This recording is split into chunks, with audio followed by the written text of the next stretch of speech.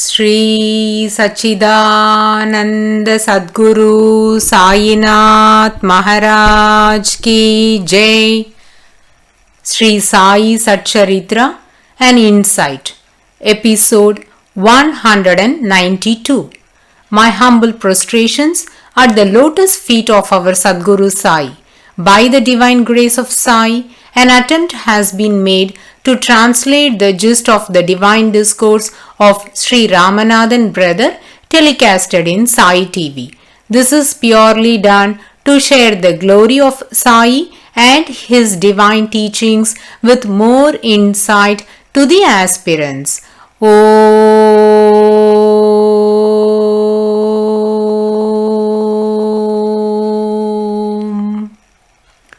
Gurur Brahma Gurur Vishnuhu Gurur Devo Maheshwaraha Gurur Sakshat Parabrahmam Tasmai Shri Gurave Namaha.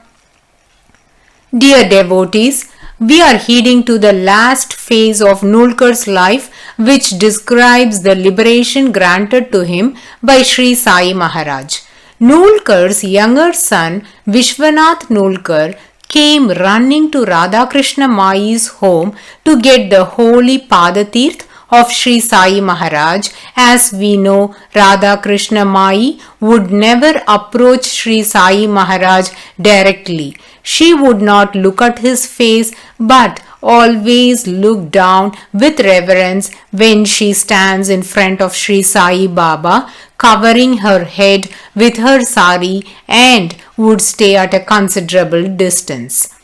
She would clean the Dwaraka Mai only on those alternate days when Sri Sai Maharaj would spend his night at Chavadi. Otherwise, she would not go to Dwaraka Mai during night. That particular night, Sri Sai Maharaj was at Dwaraka Mai. Hence, Sri Radhakrishna Mai didn't go for collecting the sacred Padatirth of Sri Sai Maharaj. Message was sent to Shama. He came running with a bowl of water to Dwaraka Mai. Sri Sai Maharaj screamed out, "Who is that?" Shama said, "Deva, it's me." Sri Sai Baba asked, "What do you want now?" Shama replied, "Nulkar is very serious. We need your Padatirth to give him." Sri Sai lifted his right leg and quickly Shama held the vessel right under the feet in such a way it would get immersed in the water that was in the vessel. Then brought this Padatirth and gave it to Vishwanath to pass it on to Nulkar. Until then, Nulkar was lying on his bed, eyes closed. But now he slowly tried to open his eyes but couldn't move a bit. Quickly, Sri Sai Baba's Udi was smeared on his forehead. Then 3 spoons of Padatirth was given to Nulkar. After drinking the 3rd spoon, he breathed his last. Very calmly, his life left his body. Nulkar attained liberation. He passed away very peacefully. This is one of the methods of liberation that would be granted to a spiritually elevated soul. Just few minutes before this, Sri Sai Maharaj said, "Behind our masjid, a big star has collapsed," and stepping out in the open, he shouted loudly, beating the mouth with hands. Matara means an old man, whereas Mahataragai means a big star. As the Satevada is behind Dwaraka Mai, where Nulkar passed away, Sri Sai mentioned that the star behind the masjid has collapsed. So, this assertion of Sri Sai Maharaj makes it clear that he was aware of the passing away of Nulkar. When Nulkar died, the devotees came running to Dwaraka Mai to inform Sri Sai Maharaj the sad news. As soon as they conveyed the message, Sri Sai Baba expressed his grief and pain of loss. He said, "My Tatyaba has gone. What is the point of me being in Shirdi? I don't want to be in this masjid. I should also go now. He is a great man, followed my instructions word to word.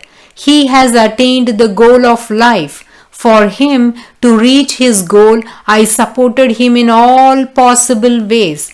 He will not be born again. This assertion of Sri Sai Maharaj became a testimony to the fact that Nulkar attained liberation. Thus, Nulkar's passing away was not an ordinary death, but the liberation of the soul. Nulkar's body was kept for people to pay their homage. One by one they came and touched Tatya Sahib's feet and showed their respect. Then, as per the custom, the body was taken to the cremation ground via masjid. At that moment, Sri Radha Krishna Mai was sweeping the route used by Sri Sai Maharaj to walk to the Lendi Bagh. Devotees are aware that Sri Radha Krishna Mai performs the duty of sweeping the streets that are trekked by Sri Sai Baba. Her way of sweeping the path is unique. Sri Radha Krishna Mai didn't even want to step on the spot that she had swept for Sri Sai Baba. Hence, she used to sweep the road in front of her and walk backwards. Such was her devotion for Sri Sai Maharaj. So, while she was doing this service, she came to know that Nulkar's body was kept on the funeral pyre. She came running swiftly with the broom in her hand, went round the pyre once shouting, "My mother's darling child has gone away." And after kissing Tatya Sahib's face and bowing down at his feet, went away. Everyone present there were choked with emotions. Their eyes were brimmed with tears of loss. Nulkar was just 48 years when he was granted liberation. So all the devotees were very sad. That day, Sri Sai Maharaj also was not keeping up with his daily routine. He usually wakes up early, but that morning he woke up little late. Devotees can see that Nulkar's passing away is a heartbreaking news for Sri Sai Maharaj. Every action of Sri Sai Baba revealed his sadness. On the third day, it was decided to immerse the ashes of Tatya in the holy Godavari river at Kopargaon. So, the relatives of Tatya collected the ashes from the funeral ground and in a cart they carried towards Kopargaon. At that juncture, Sri Sai Maharaj disappeared from Dwarakamai. This became the talk of the town. Everyone were so worried and began to search for Sri Sai Maharaj. At that moment, they got the news that Sri Sai Baba is seated in the veranda of Nana Sahib Dengle's house.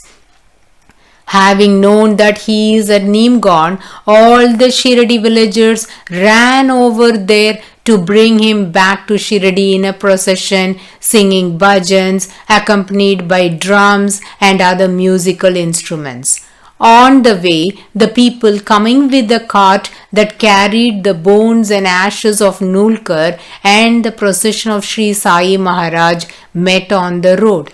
Now, Sri Sai Baba told them to stop the cart. He made some special signs with hands towards the cart and then started walking further with a heavy heart to Shirdi. All these incidences affirm the fact that at every stage Sri Sai Maharaj guided the soul of Nulkar to attain liberation. This event is narrated by Pujya Sri Narasimha Swamiji in his 425th Sri Sai Sahasranamavali as Om Sri Sai Tatya Nulkar Gati Prataya Namaha, which means salutations to the one who has liberated Tatya Nulkar. Thus, Nulkar Sadgati was granted during the month of March 1912. Subsequently, in the month of December, Nulkar's wife Janki Bai desired to make a locket for her chain For this, she wanted to have Sri Sai Maharaj's image on one side of the locket and her husband Nulkar's image on the other side of the locket. This locket was made and sent to Shirdi by registered post, and it reached Shirdi on December 19, 1912, Thursday, addressed to Shyama with a letter from Nulkar's wife. Shyama brought this parcel and came to Dwarakamai. Sri Sai Maharaj held it on his hand and before opening said, "Two people are in this. Open the parcel, Shamya." When Shyama opened the packet, the locket was found closed. It looked as though both the images in the locket were embracing each other. Sri Sai opened it and placed his divine palm on the image of Nulkar for nearly half an hour. Then Arati commenced. After the Arati was over, Nulkar showed the locket to every devotee and said, "Look here, it is Nulkar. He took me along with him." Shyama wrote a reply to Nulkar's son stating all the above incidences that took place at Dwarakamai from the time the postman delivered the parcel containing the locket until Sri Sai Maharaj instructed him to keep the locket in the store. This action of Sri Sai Maharaj proves the affection he had from Tatya Sahib Nulkar. The intention of Janki Bai to send the locket to Shirdi might be to get the locket blessed by Sri Sai Maharaj, whereas Sri Sai Baba instructed Shyama to keep it in safe custody at the store, that is at Shyama's home. The reply letter written by Shyama is still preserved and kept safely by the descendants of Nulkar. The above incident was narrated by Raghunath Vishwanath Nulkar, grandson of Tatya Sahib Nulkar. Following this enthralling miracle, Hemat Panji narrates the Satgati granted to the tiger. In Shirdi, we not only find the samadhi of few of the close devotees of Sri Sai Maharaj, but also the samadhi of animals such as horse and tiger. On October 15, 1918, Sri Sai Maharaj attained Mahasamadhi. A week prior to that, 3 Darveshis came to Shirdi and brought a tiger along with them in a cart. Darveshis belong to the Muslim community. They cage the animals and take them from town to town to entertain people. These 3 Darveshis had a tiger confined in a cage and earned their livelihood by entertaining the people with this animal. Hence, they travelled with it from place to place. This tiger became sick. As such, it is a wild animal, and now, owing to its sickness, became fiercer and started to growl. The Darveshis understood that the tiger is suffering in pain owing to its illness, hence it is being so restless and uncontrollable. These Darveshis got to hear about Shirdi, the glory of Sri Sai Maharaj, that he is a great Avuliya, heals the diseases and sufferings of all those who approach him by his mere look. The ashes that he gives from the duni is the best medicine for all ailments. The Darveshis thought if this Avuliya will heal their tiger's sickness, then they can get relieved of their problems. So they decided to come to Shirdi. Now, the cart in which the tiger was caged was brought to the gates of Dwarakamai. The Darveshis approached Shyama, conveyed their predicament, and requested him to beseech Sri Sai Baba to permit them to get the tiger into Dwarakamai, so that Sri Sai Baba would throw his divine glance at it and relieve it from its sufferings. Sri Sai Maharaj accepted their request. It is said that the growling sound of the tiger was even heard by the residents of the neighboring villages. To avoid any danger be caused to the public, the tiger was confined with 3 iron chains.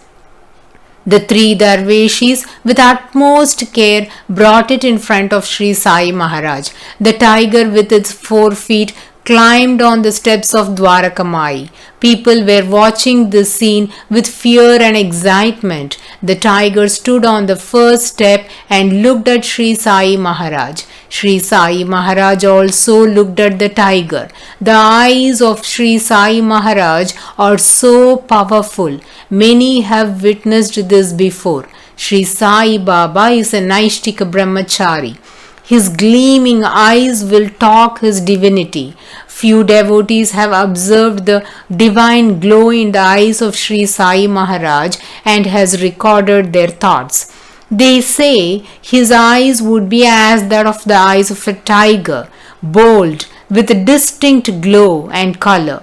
If anyone gets to see the eyes of Sri Sai Maharaj during night time, it would be like two lights glowing with full effulgence. Now, the tiger is looking at Sri Sai Maharaj face to face. There is a direct encounter between Sri Sai and the tiger.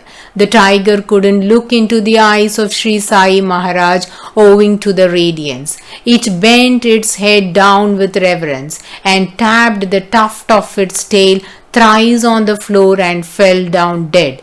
The Darveshis were shocked at the turn of this event.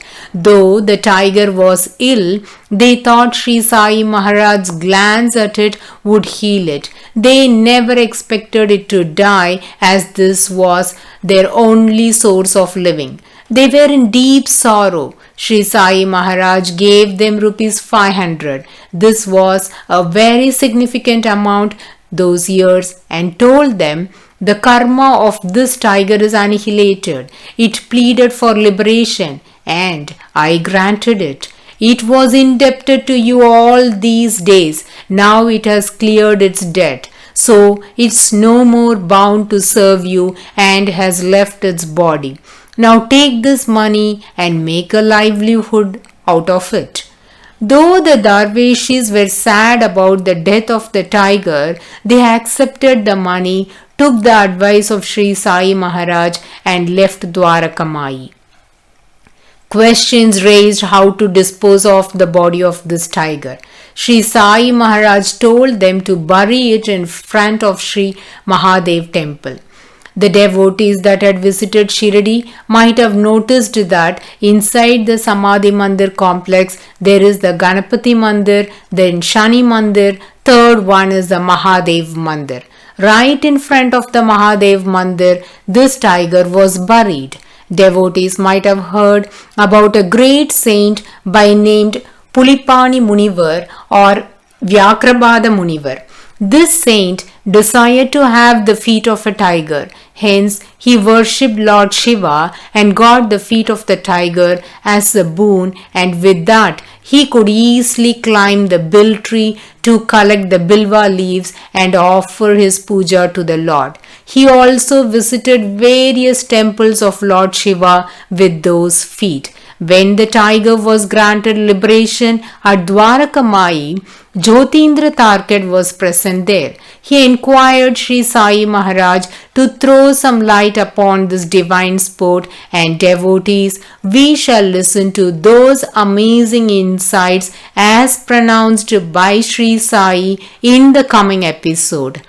Bow to Sri Sai, peace be to all. Om